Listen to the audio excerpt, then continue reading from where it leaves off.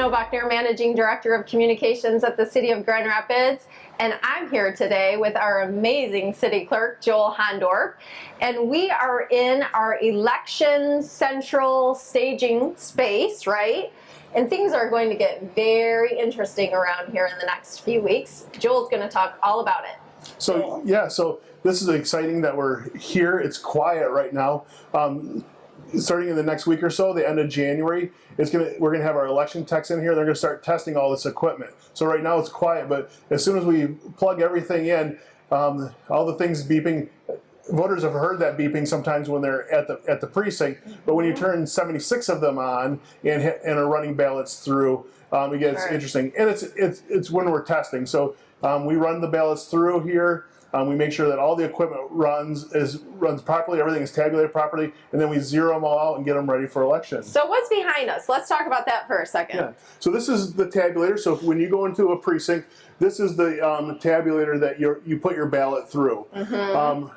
So your ballots go in here and they drop into a bin. They're all locked and secured. The staging area is a secured space. So only clerk staff is able to get into these rooms where these are, and security is really important. So everything is secured here. So we have a caged area where we're keeping old ballots. We have a secured room that only clerk staff can get into that unvoted ballots are in. So that's a pretty big responsibility. It is. Security is real high, and it's been a lot of focus over the last 4 years or so about election security. So, and also where the county programs elections and we program stuff, those are under secured rooms as well. Great. So we're going to move on to the election central space, right? Correct. And what are we going to see there? So we're going to talk about how we have an additional space other than just City Hall for voters and residents to use to either register a vote or get their absentee ballot. So we're looking for different ways of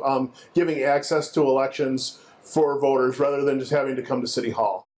Hey there, we're back and we are in the Election Central office. And again, I'm here with Joel Hondorp, our amazing city clerk. And he's going to talk about what folks can expect when they come to our Election Central office, which is opening very, very soon. Right, Joel? Right. So our goal is to be open about 5 weeks before each election.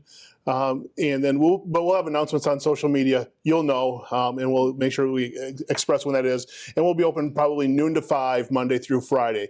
So our clerk staff can get some stuff done at City Hall and then bring their work over here. And then and voters can still come to City Hall for services as well. Okay. This just is giving them an additional opportunity that they don't have to navigate through City Hall. City Hall sometimes can be daunting for some folks, and so this gives them an easier way. We're very centrally located, right at the corner of Cherry and Market, so it's very easy from all parts of the city to get to this area. Yeah. So talk about where exactly we are and who else is in this space, so folks kind of know what they're going to see. So we're at 201 Market, so we're very close to Founders and close to the 131 Market interchange.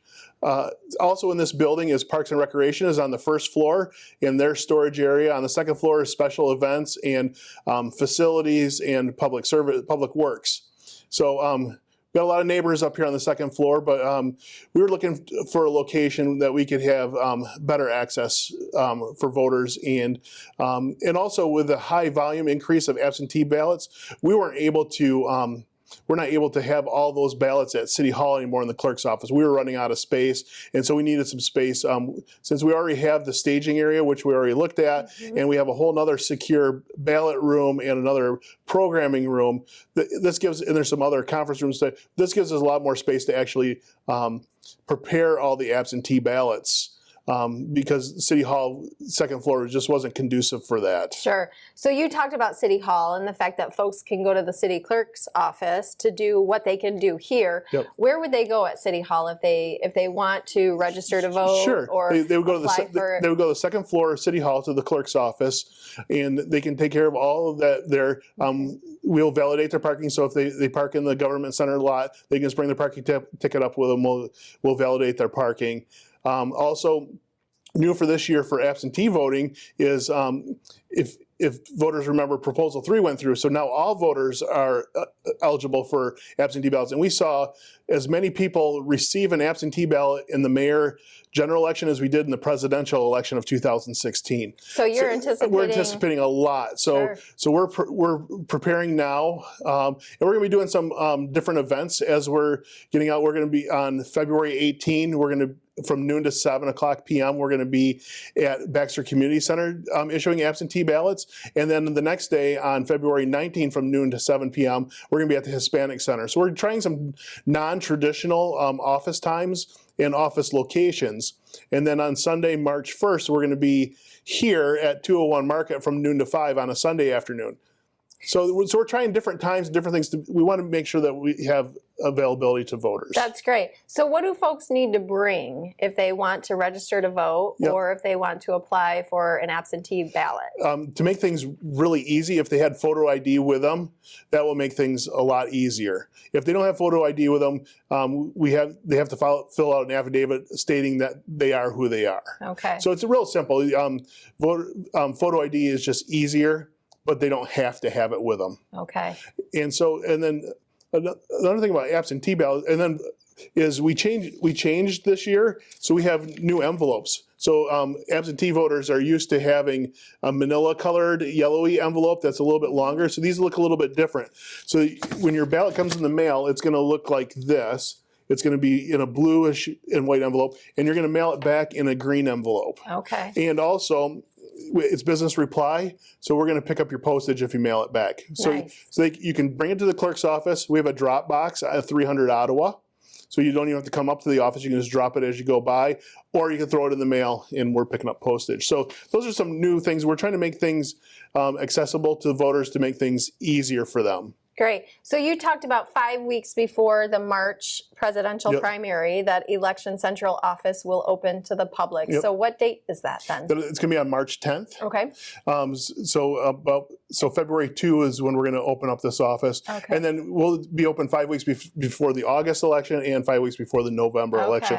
And we're going to do some other fun things as we get ready for the November election and getting people information. Great. So where are we going next? We're going to look at we're going to look at our programming rooms so voters know that when we're programming stuff that their stuff is secure. So we are now in Election Central Hub, right? Yes. Talk about what happens in this room on election day. So this, once again, as we talked about security in all the other rooms, this room is secure as well. And so not even cleaning staff comes in here. So our staff has to take care of custodial duties here too, which is good because that means only clerk staff is coming into this room. Why is that so important? It is. It's so important because we want to make sure that we're keeping the computers secure, that we're programming the election cards. So those tabulars that we looked at in the staging area, they all have individual cards that are programmed to each precinct. So the election information is on those cards, and when people put their ballots through, that computer program is what's tabulating the ballots.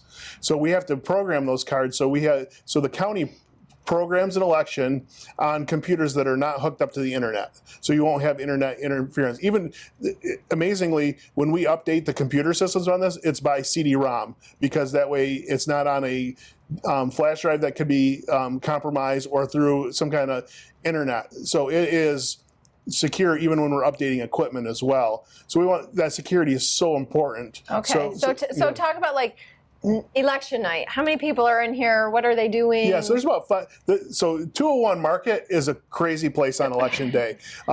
This is literally the hub. So in this room on election night would be the election commission, which is myself, the city attorney, and the city assessor, and we'll have a couple of people that are running reports that are coming in from the e-poll books on election night. So all day long they're working on e-poll books where they're putting in everybody that voted. Let's stop there. Yes. What's an e-poll book? Yeah, so when you go into the precinct, if you remember back in the past, people would have to look up your name. Well, we do it by a laptop now. Okay. And so we have laptops all over the room right now because we're getting those laptops ready for election day.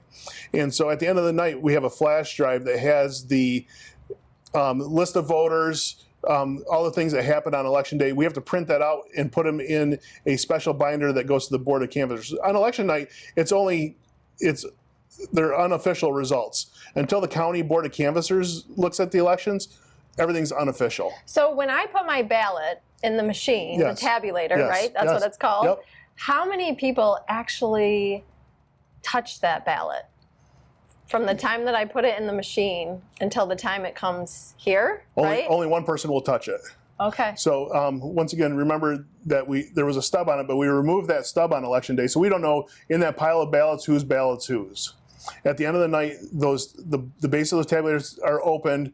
All the ballots are put into a blue bag that's secured and brought back here to 201 Market, and they stay under security until 30 days after the canvass is done.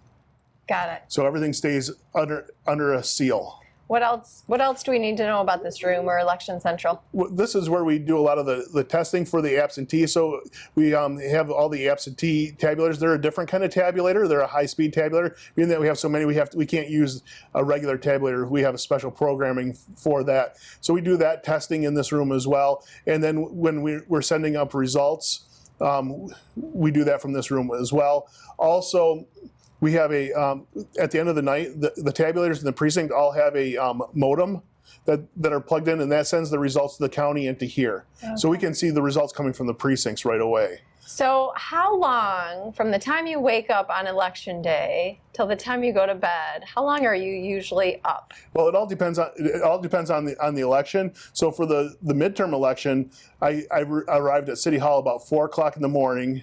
And then I think I got home about 6 o'clock the next morning. So it's a long day. And then, and for me as the city clerk, I like to go out to a precinct and meet our local media. And so I might do a 6 o'clock with one TV station and then a 7 o'clock with another TV station and just do media. And so, yeah, it's over a 24-hour day for some of our staff. So this is the Super Bowl for the city clerk. Well, I used to call it the Super Bowl because it What was do you one call day. it now? It's the World Series because with absentee ballots on the increase, we're doing so much more work than in the prepping. But we can't do anything with those absentee ballots till 7 o'clock on election day. Yeah, let's talk about that because I think folks think they send in their absentee ballot and then you are counting those as they come in, but that's not the case. No, we're just collecting them and storing them in a secured location until 7 o'clock on election morning. Then we can start opening the envelopes and then running through the tabulator. So that's an election law that you have to follow? Yep, and there's the Secretary of State is working with the legislature trying to change that, because if we're at a point where we're doing instead of 16,000 absentees and we're at 30,000 to 40,000 absentees, people are going to be waiting a long time. We're going to get more equipment, but it's just going to take a long time to tabulate it. Great. Anything else you want to add? Yeah, so this upcoming March election is a little bit different. It's special because it's a presidential primary. So every election is a little bit different, but this one is voters have to choose between a Republican or a Democrat ballot. And so they have to put on their application which style of ballot they want. It's not like August where both parties are on the same ballot. They have to declare which ballot they want. It doesn't register them to a party, but the information is part of the public domain of which one they selected. And then come general election time, we can talk about that. We'll talk about that. We'll talk about that in October. Great. We look forward to joining you again and talking about all the great things that our city clerk's office is doing to make sure that we have a successful 2020 election cycle, right? Right. Thanks, Amy. Thank you.